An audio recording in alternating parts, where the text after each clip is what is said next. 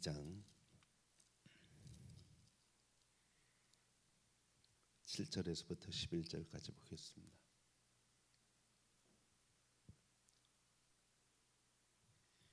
사랑하는 자들아, 내가 새 계명을 너희에게 쓰는 것이 아니라 너희가 처음부터 가진 옛 계명이니 이 옛 계명은 너희가 들은 바 말씀이거니와 다시 내가 너희에게 새 계명을 쓰노니 그에게와 너희에게도 참된 것이라.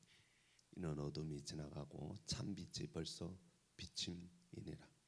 빛 가운데 있다 하면서 그 형제를 미워하는 자는 지금까지 어둠에 있는 자요, 그의 형제를 사랑하는 자는 빛 가운데 거하며 자기 속에 거리낌이 없으나 그의 형제를 미워하는 자는 어둠에 있고 또 어둠에 행하며 갈 곳을 알지 못하나니 이는 그 어둠이 그의 눈을 멀게 하였음이라. 아멘.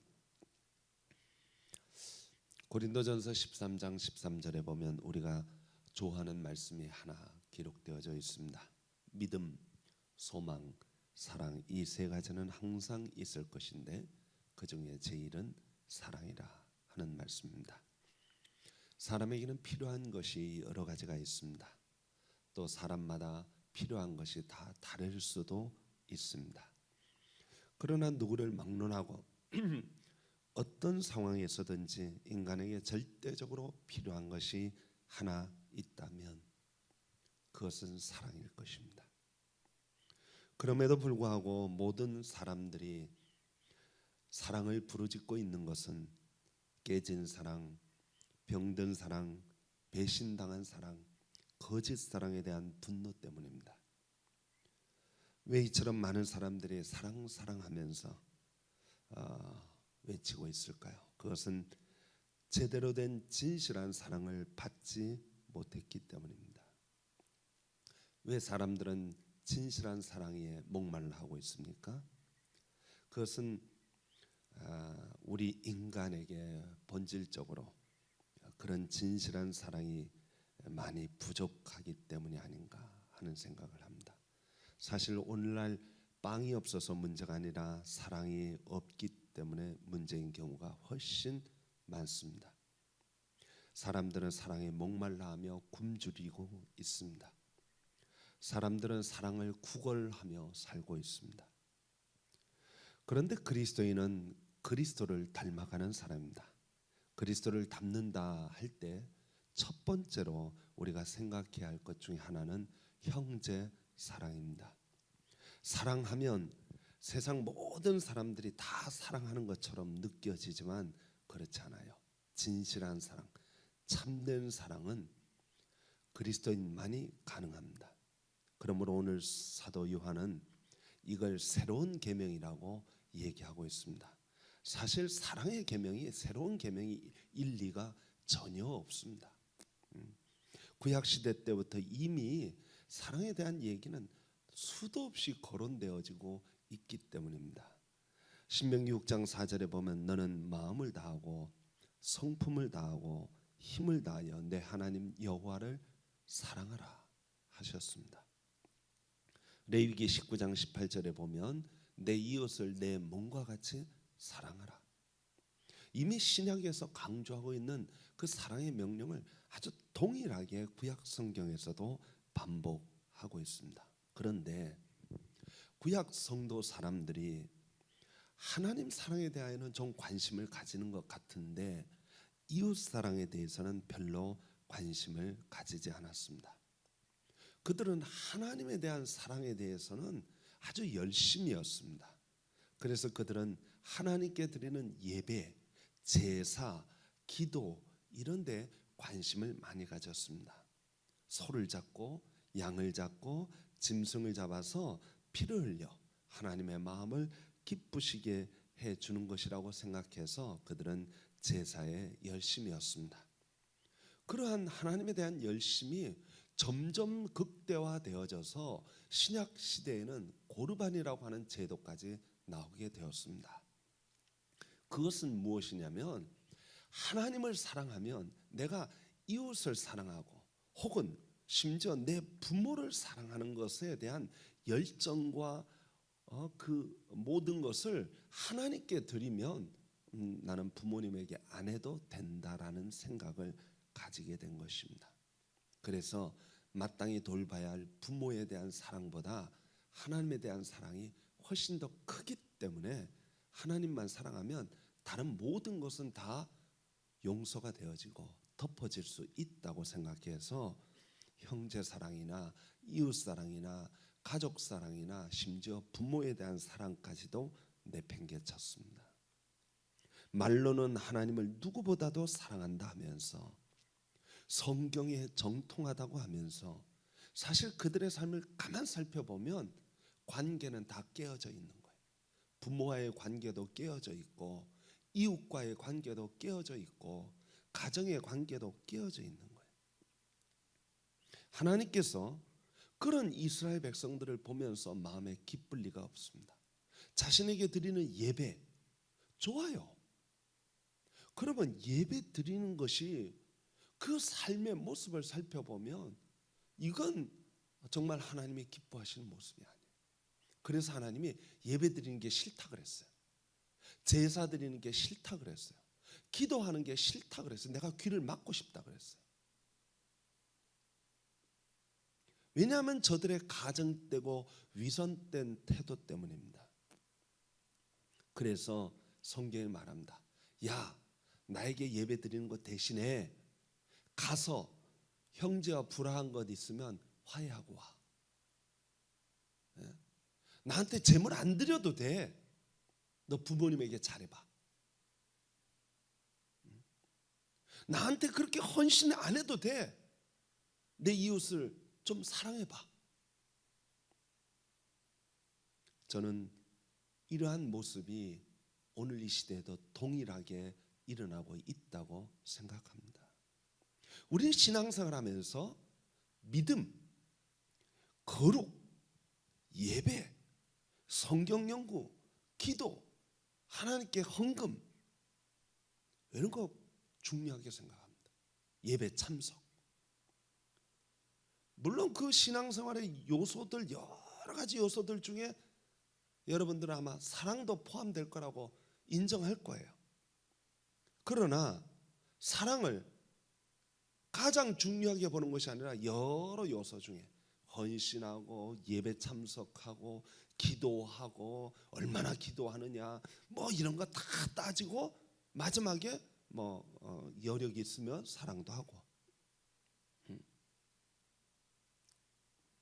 여러분들 중에는 나는 성경 일독했으니까, 나는 11조를 꼬박꼬박 드렸으니까, 나는 교회에서 열심히 봉사했으니까, 나는 1년 52주 한 주도 안 빠지고 교회 나왔으니까 괜찮을 거라고 생각하죠. 그러나 여러분, 저는 오늘 이 본문을 읽으면서 한 가지 놀라운 것을 깨닫게 됩니다. 빛 가운데 있다 하면서 형제와 좋은 관계를 갖고 있지 않는 사람은 어둠에 있는 자다. 성경은 말하고 있습니다. 사랑은 그리스도인의 삶을 이루는 많은 요소들 가운데 하나가 아니라 바로 그리스도인의 삶 그 자체입니다. 우리가 잘 아는 고린도전서 13장을 한 번만이라도 여러분들이 정독을 한다면 금방 깨달을 거예요.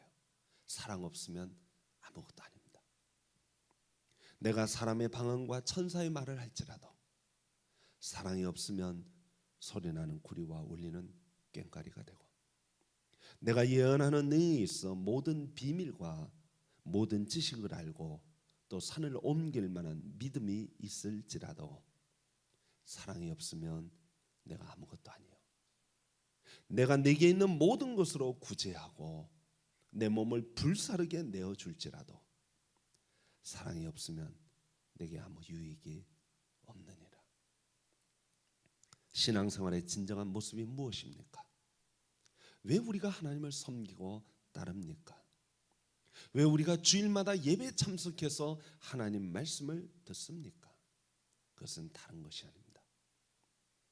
우리가 하나님 말씀을 듣고 그 말씀 뜻을 따라 우리의 삶에서 실천하기 위하여 하는 것입니다. 아무리 지식이 많고 아무리 영성이 뛰어나 기도 생활을 열심히 잘한다 해도, 성경을 백독 천독했다 해도 사랑이 없으면 아무것도 아닙니다. 그런 의미에서 사도 요한은 오늘 사랑하라는 이 본문을 가지고 이건 옛 계명이 아니라 지금 지켜야 할, 지금 이 순간 우리가 지켜야 할 새로운 계명이다. 예전부터 있어 왔던 계명이지만 인간의 죄성 때문에 자꾸만 잊어져 가고 있기 때문에 잊지 말고 다시 한번 되새기고 오늘 이 시대 이 순간 우리의 삶의 현장에서 실천해야 할 새로운 계명이다. 그러므로 성도 여러분, 저와 여러분들이 이 세 계명을 늘 머릿속에 마음속에 새겨야 합니다. 저는 사랑을 영생과 같은 특징이 있다고 생각합니다. 영생에 대하여 이야기할 때 사람들은 아주 단순하게 생각합니다. 영원한 삶, 죽지 않고 영원히 사는 삶, 그 영생이라고 생각합니다. 그런데 여러분, 영원히 사는 게 무슨 의미가 있습니까? 무녀 시벨의 이야기라는 이야기가 있어요. 소원이 있는데 하나님 영생하게 해주세요. 영생하게 해줬어요. 근데 한 가지 이 사람이 놓친 게 있어요. 영생하는 건 좋은데 안 늙었으면 좋을 텐데, 안 늙고 영생을 원했어야 되는데 팍싹 늙어버린 거예요. 100살, 200살, 300살 갈수록 땅에 타다닥 달라붙어요. 살들이 전부 다 내려오기 시작해요. 예? 괴물 중에 그런 괴물이 없는 거예요. 그러니까 무녀 시벨이 다시 기도합니다. 하나님 죽게 해주세요. 제발 나 좀 죽게 해주세요. 사람들이 다 자기를 향해서 놀립니다. 제발 나 좀 죽게 해주세요. 여러분, 우리 그리스도인들이 놓치는 게 있어요. 영생 좋아요. 근데 여러분 절대적으로 잊지 말아야 할 것은 그 영원한 생명의 삶에 사랑이 없으면 지옥입니다. 생각해 보세요. 사랑하지 않는 사람과 영원히 같이 살아보세요. 지옥이에요. 지옥이에요. 그럼 그때 우리가 뭘 얘기할까요? 하나님 죽게 해주세요. 그럴 거예요. 사랑하면 지옥도 천국으로 바뀌어집니다. 경험해 보셨잖아요. 옛날 어르신들은 사과 개짝 하나에 숟가락 두 젓가락 놓고 그릇 종지 몇 개 놓고도 사랑하면요 행복하게 살아요. 거기서도 얼마든지 어려움을 이겨낼 수 있어요. 얼마든지 모든 어려움과 시험들을 다 극복할 수 있단 말이죠. 사랑하면. 사랑 없으면요 120평 60평짜리 아파트 위아래를 터가지고 에스컬레이터를 만들어 놓고 어리뻑적하게 살아도요 사랑 없으면 거기서 자살한다니까요. 사랑은 어떤 문제도 다 해결할 수 있습니다. 사랑이 있느냐 없느냐에 따라서 그게 천국일 수 있고 지옥일 수 있습니다. 여러분 굳이 천국 가봐야 알고 굳이 지옥 가봐야 지옥이 있구나 아는 게 아닙니다. 이 땅에서도 우린 천국과 지옥을 얼마든지 경험할 수 있어요. 내가 누구를 사랑하지 못하고 그 관계가 불편한 관계가 되면, 그게 점점 극대화되면 서로 얼굴 보기도 싫고 숨 쉬는 것도 싫고, 하여튼 그 막 모든 게 다 싫어요. 그럼 그게 지옥이에요. 거기에 무수한 많은 문제들이 양산되어집니다. 그런데 사랑이 있으면요 어떤 어려움이 있어도 극복할 수 있어요. 이길 수 있어요. 저는 사랑은 하나님의 역사라고 한다면 사랑의 반대인 미움과 시기와 질투와 다툼은 명백하게 사단의 역사라고 생각합니다. 그러므로 우리 가운데 서로 감정이 얽히고 설켜서 풀어지지 않고 꽁하니 가지고 있는 것은 누가 역사하고 있는 거예요? 악한 영이 역사하고 있는 것입니다. 우리 주님께서 왜 십자가에서 피 흘리셨습니까? 그것은 미움과 다툼과 갈등으로 인해 서로 벽을 쌓아놓고 있는 인간들에게 찾아오셔서 그 벽을 허무시고 악한 영혼의 올무에서 우리를 자유케 하시고 십자가로 말미암아 중간에 막힌 담을 넘으시고 둘을 하나로 화목하게 만드시는 것이 십자가의 역사입니다. 물론 이것은 하나님과 우리 사이에 가로막혀 있는 모든 담을 허무시는 것이고, 동시에 인간과 인간 사이에 막힌 담을 허무시는 것이 바로 사랑의 힘입니다. 그게 용서의 힘이고, 메어리 웰시라는 분이 쓴 황금의 열쇠라는 책이 있습니다. 어느 조그마한 마을에 교회를 다니는 한 여인이 있었습니다. 그런데 그 작은 교회인데도 이 여인이 교회를 다니는데 은근히 왕따당하는 거예요. 교회 안에서 은근히 왕따당하는 거예요. 근거 없는 말들이 자꾸만 확산되어 퍼져나갑니다. 작은 마을이기 때문에 소문이 다 퍼졌어요. 그녀가 나타나면 사람들은 은근히 자리를 피합니다. 은근히 따돌리면 모를 것 같죠?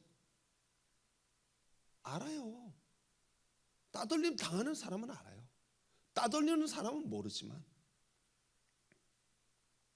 어느 권사님이 하시는 말씀 제가 들은 적이 있는데, 언제가 남편이 미우니까 밥상 차릴 때 맛있는 반찬을 남편 쪽이 아니라 아들 쪽에다 넣는 거예요. 뭐 그 상에서 이게 일로 가나 절로 가나 뭐 그거 똑같은데도 상 들고 들어가는데 맛있는 반찬은 아들 쪽에 다 옮겨놓고 맛없는 반찬만 남편 쪽에 놓고 간다는 거예요. 은근히 따돌리는데 남편은 그거 알아요, 몰라요? 100% 알아챕니다. 100% 알아요. 어느 날 남편이 밥상 들어오는데 버럭 화를 내더래요. 왜 그래? 누가 모를 줄 알고 이놈아. 다 알아요.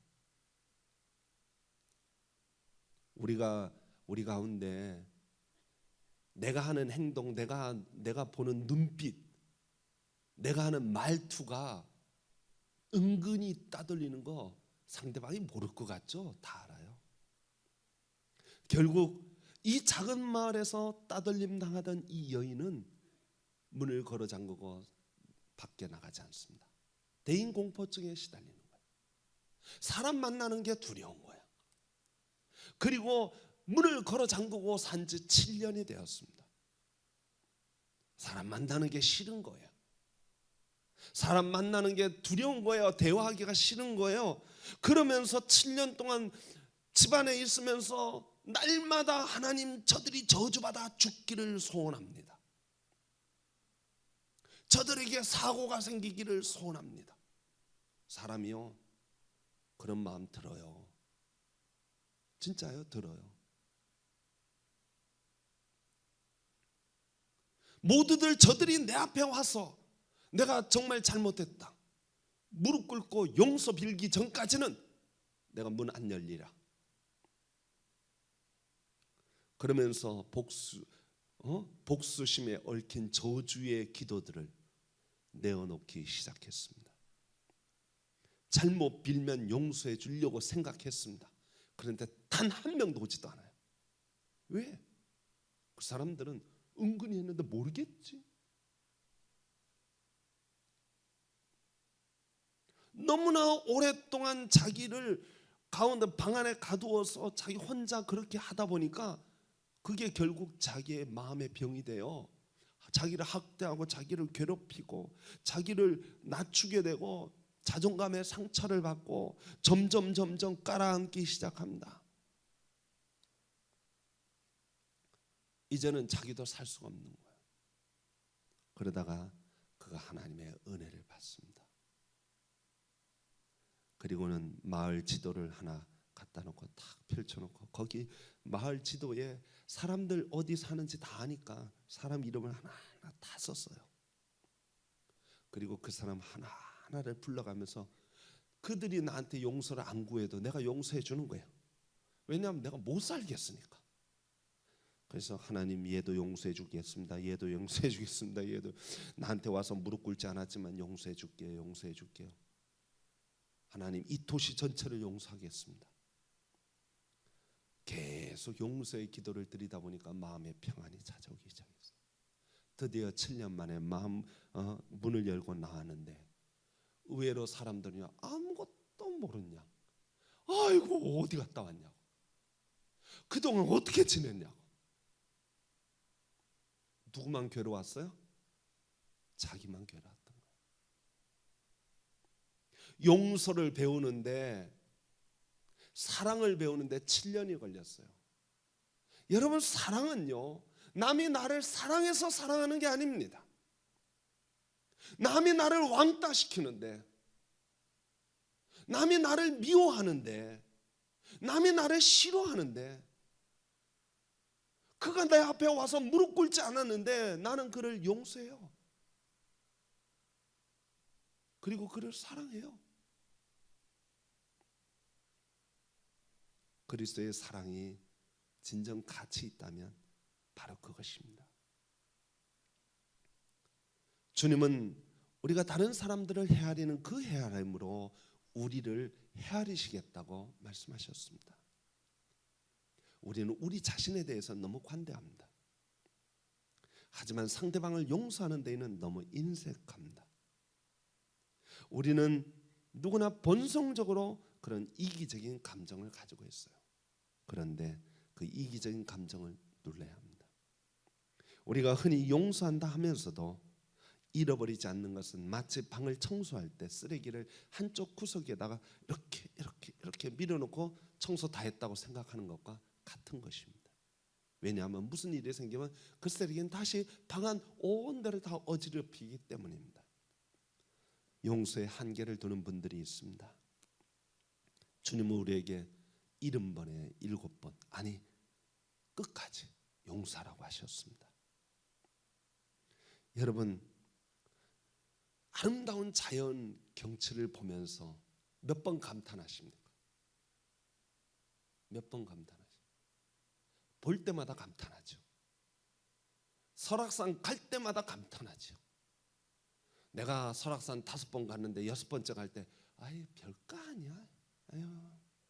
그리고 오십니까? 볼 때마다 감탄해요.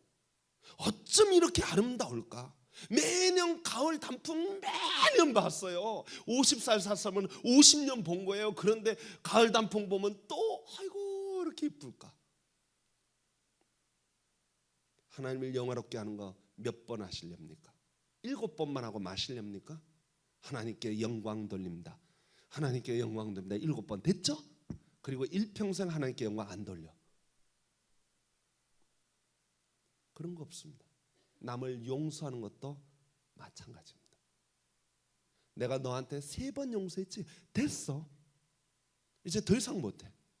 아닙니다. 하나님께서 내가 너희를 용서하노라 하는 말은 횟수에 제한이 없습니다. 우리를 위하여 아낌없이 사랑을 베푸시고 자비를 베푸십니다. 예수님은 다른 사람들의 죄를 자기 것으로 여기고 본인이 직접 그 짐을 짊어지시고 우리의 친구 되어주시고 우리를 위하여 생명까지 내어주셨습니다. 그게 바로 그리스도의 사랑입니다. 사실 이 사랑은 세상 사람이 흉내낼 수 없습니다. 이 사랑은 불신자들이 감당하기 어렵습니다. 이 사랑은요, 받은 사람만 할 수 있습니다. 경험해 본 사람만이 할 수 있습니다. 다시 말하면 내가 말할 수 없는 죄인이라는 사실을 깨닫고 내가 하나님으로부터 용서받지 못할 죄인이라는 것을 깨달았는데, 철저히 깨달았는데, 그럼에도 불구하고 하나님이 나를 사랑하시고 나를 용서하시고 나를 품어주셨을 때, 그래, 나 같은 죄인도 용서해 주셨는데, 내가 1만 달란트 탕감받았는데 한 데나리온 용서 못해? 용서하지. 만일 여러분이 하나님의 사랑을 모른다면, 만일 여러분이 하나님의 은혜를 모른다면, 만일 여러분이 하나님의 긍휼을 모르고 자비를 모른다면, 하나님의 용서를 모른다면 여러분은 사랑 안 해도 됩니다. 왜? 그리스도인이 아니기 때문에. 그리스도인이 아닌 사람은 이거 할 수가 없어요. 누구만 할 수 있습니까? 받은 사람만 할 수 있어요. 그리스도인만 할 수 있습니다. 여러분이 정말 그리스도인이라면 사랑을 실천합시다. 형제를 사랑하고, 자매를 사랑하고, 이웃을 사랑하고, 설령 내 앞에 와서 무릎 꿇지 않았어도 난 용서하고, 난 품어주고, 난 사랑하고 이해할 줄 아는 그런 그리스도인이 된다면 우리 서북교회는 틀림없이 지옥이 아니라 천국 되어질 줄 믿습니다. 여러분의 마음속에 뭔가 무거운 채증처럼 가라앉은 게 있다면 오늘 이 시간 푸시고 그 사랑 실천할 수 있기를 축원합니다. 기도하겠습니다. 하나님 감사합니다.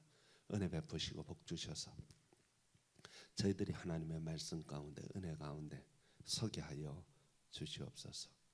주님, 입으로만 믿는다고 말하지 않고 삶으로, 실천으로, 행동으로 우리 교회에서, 우리 가정에서 사랑이 실천되어지게 하여 주옵소서. 예수님 이름으로 기도하옵나이다. 아멘. 우리 찬송 125장 같이 부르시겠습니다.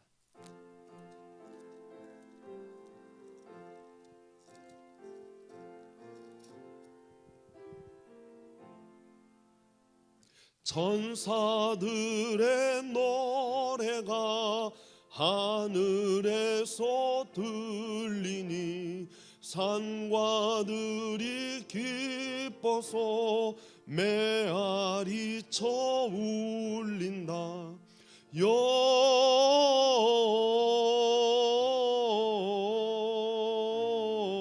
영광을 높이 계신 주께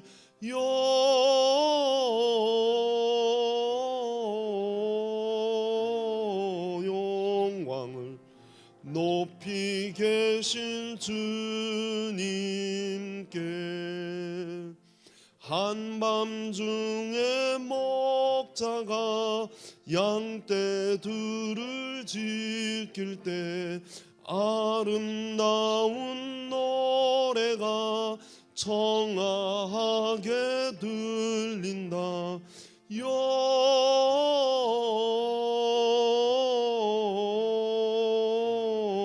영광을 높이 계신 주께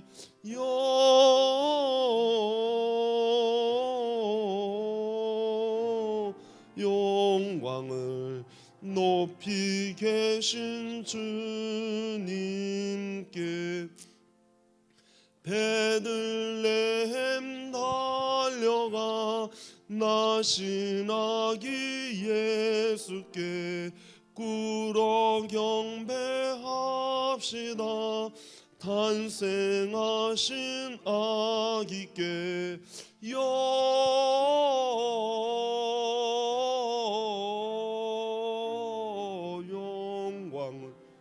높이 계신 주께 영광을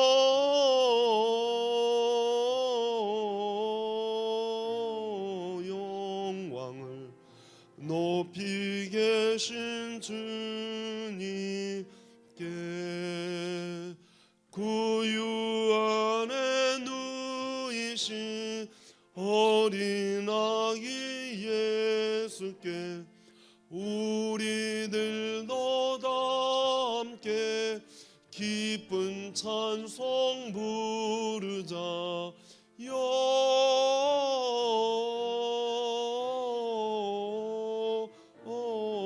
영광을 높이 계신 주께 영광을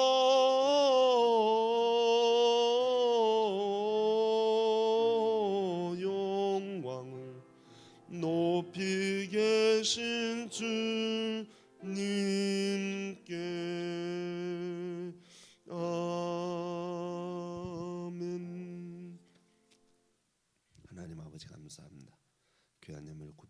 주님께 드립니다. 드린 손길 하나님 기억하시고